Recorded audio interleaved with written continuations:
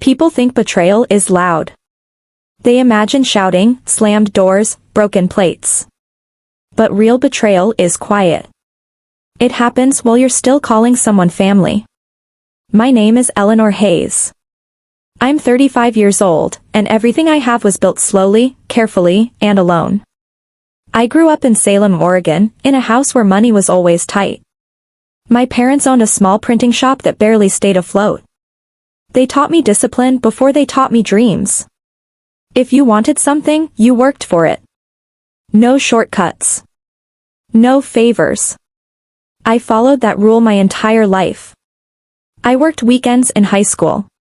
Earned scholarships through college. After graduation, I spent 4 years in a corporate event firm, saving every bonus and skipping every luxury. When I finally launched my own company, Hayes Collective, I did it without investors, loans, or backup plans. That money in my account wasn't just cash. It was proof. Proof that sacrifice worked. Then my parents died. A gas leak. One night. No warning. Grief hollowed me out, but I didn't stop working. I couldn't. Work was the only place that still made sense. My younger sister Natalie fell apart. She quit school, bounced between jobs, and stopped answering my calls. I tried to help, but she hated feeling behind me. When the estate was settled, we each received a small inheritance. I invested every dollar into my business. Natalie disappeared for months. When she came back, she wasn't alone. She introduced us to Brandon Cole, her husband of 6 months. Brandon was charming in a practiced way. Expensive watch. Perfect posture. Eyes that felt sharp instead of warm. At their wedding, he leaned toward me and said, "You're the smart one. Numbers always protect people like you." I smiled politely, but my stomach tightened. After that, Natalie changed. She spoke softly. She checked Brandon's face before answering questions. Her laughter sounded borrowed. She stopped calling me unless he was nearby. Then came the family retreat. A weekend at a riverside cabin meant to reconnect after years of loss. I almost didn't go. My business was preparing for a major expansion. Every dollar in my account had a purpose. But Natalie begged me to come, her voice thin and desperate. I arrived Friday evening, hopeful but cautious. Brandon was already there, holding court. He talked loudly about investments and connections. When he saw me, he raised his glass and said, "Still planning parties for a living?" I smiled and said nothing. That night, something felt wrong. My laptop was slightly out of place on the desk. Just enough to notice. Just enough to unsettle me. At 2:13 a.m., my phone vibrated. Unrecognized login attempt detected. My heart dropped. I changed every password. Enabled every protection. Locked my devices away. Still, I didn't sleep. By morning, everything was gone. My business manager called, crying. The expansion account is empty. I opened my banking app. Checking. 0. Savings. 0. Business reserves. 0. Every dollar I built in silence had vanished overnight. And I hadn't even confronted the people who did it yet. I didn't scream. I didn't cry. I walked into the kitchen holding my phone like it weighed 100 pounds. Everyone looked up when they saw my face. "What's wrong?" my aunt asked. "My money is gone," I said. My voice sounded distant, even to me. "All of it." Silence spread through the room like a slow leak. "What do you mean, gone?" my uncle said, standing. "That's not possible." I turned the screen toward them. Account balances. Transaction history. Empty lines were numbers used to live. Someone gasped. Someone swore under their breath. Only one person stayed relaxed. Brandon. He leaned against the counter, arms crossed, watching me like this was entertainment. Natalie sat beside him, staring into her coffee so hard it looked like she might fall into it. I called the bank, I said. They're reviewing it now. As if summoned, my phone buzzed. I put the call on speaker. Yes, Ms. Hayes, the representative said calmly. Multiple transfers were initiated between 11:48 p.m. and 3:02 a.m. Credentials were entered correctly from a recognized device on your network. The words landed like stones. Recognized device. Correct credentials. Inside access. This wasn't a glitch, I said quietly. Someone here did this. Natalie's head snapped up. Are you serious right now? My eyes didn't leave Brandon. Were you in my room last night? Natalie stood instantly. How dare you accuse my husband? Brandon smiled, slow and thin. You've always been dramatic, Eleanor. Maybe your business finally caught up with you. Then show your accounts, I said. If you're so successful. His smile faltered. Just for a second. I don't owe you proof. That was when he said it. Flat. Cold. Certain. We needed it more than you. The room exploded. My uncle shouted. My aunt started crying. Someone demanded he explain himself. Natalie looked like the floor had dropped out from under her. I didn't move. I picked up my bag. Then you won't mind what happens next, I said calmly. Brandon lunged. You're not calling the police. He grabbed my wrist. Before I could react, my uncle stepped between us. Don't touch her. Brandon laughed, but there was panic underneath it now. Good luck. That money's gone. You'll never see it again. I turned to Natalie. Is this true? Her hands were shaking. She opened her mouth, then closed it. She didn't defend him this time. That told me everything. I stepped back. I'm calling this in.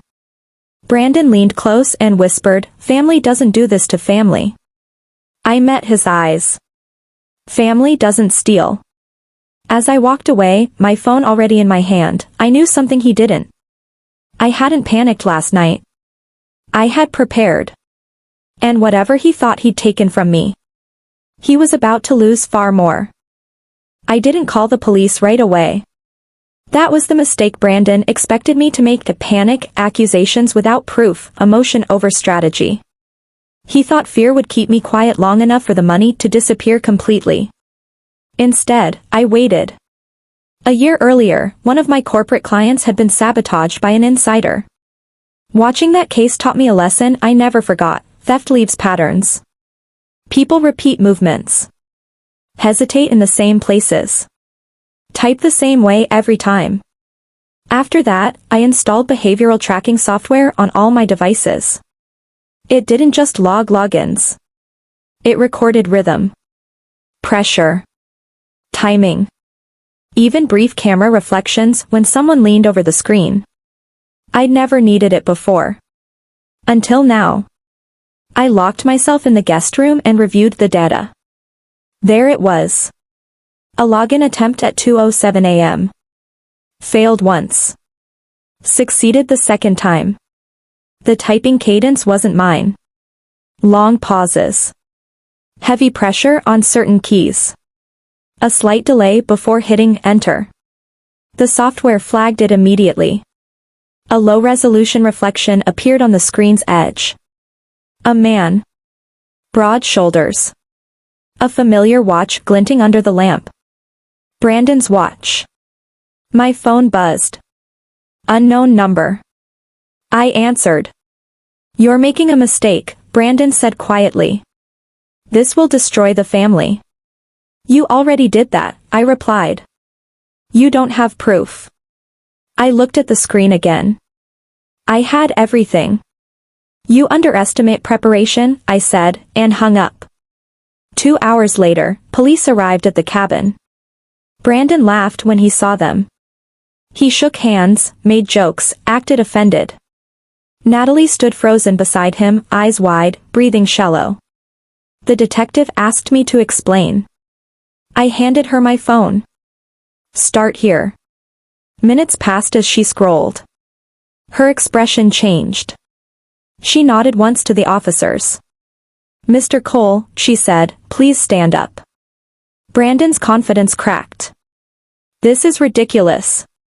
The detective turned the screen toward him. Login timestamps. Device identifiers. Behavioral match. And this. She enlarged the reflection. His face stared back at him. The room went silent. You set me up, Brandon snapped, his voice sharp now. No, I said calmly. I protected myself. The officers moved in. As they cuffed him, Brandon turned on Natalie. You're nothing without me, he hissed. You'll fail just like before. Natalie stepped forward. Her voice shook, but it didn't break. I was already failing with you. That was the moment he lost everything. As they led him out, Natalie collapsed into a chair, sobbing. I knelt beside her, not as a rescuer, but as a sister. I'm sorry, she whispered. I was scared. I know, I said. Fear had cost us enough. The cabin felt different after Brandon left. Quieter. Lighter. Like a storm had passed and taken something toxic with it. Natalie didn't speak much that day. She stayed wrapped in a blanket on the couch, eyes red, hands clasped tightly together. For the first time in years, no one told her what to say or how to behave. The silence wasn't punishment. It was space. The police confirmed what I already knew. With the evidence collected, the bank froze the transfer path immediately. Most of the funds hadn't been moved far. Brandon had been arrogant. He believed speed was enough. It wasn't. Within 2 weeks, 96% of the money was recovered. The rest was covered by fraud protection. My expansion didn't die. It paused. And sometimes, a pause is mercy. Brandon was charged with fraud, identity theft, and financial coercion. He pled guilty faster than anyone expected. People like him don't fight when the mirror finally shows them who they are. Natalie moved in with me. At first, she barely spoke above a whisper. She apologized constantly for things that weren't her fault. She jumped at sudden noises. She asked permission to leave the room. That broke my heart more than the theft ever could. We took things slowly. Therapy. Long walks. Quiet dinners. Some nights, we didn't talk at all. We just existed in the same space, reminding each other that safety didn't have to be earned. One evening, while we cooked together, Natalie looked at me and said, I forgot who I was before him. I handed her a knife and smiled gently. You don't have to remember all at once. She nodded.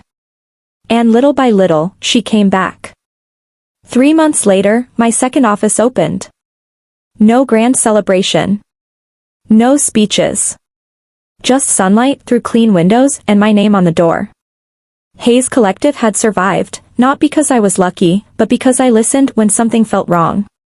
Success didn't make me a target. Silence did. Standing in that space, I realized something important. Brandon didn't steal my money. He tried to steal my confidence. My future.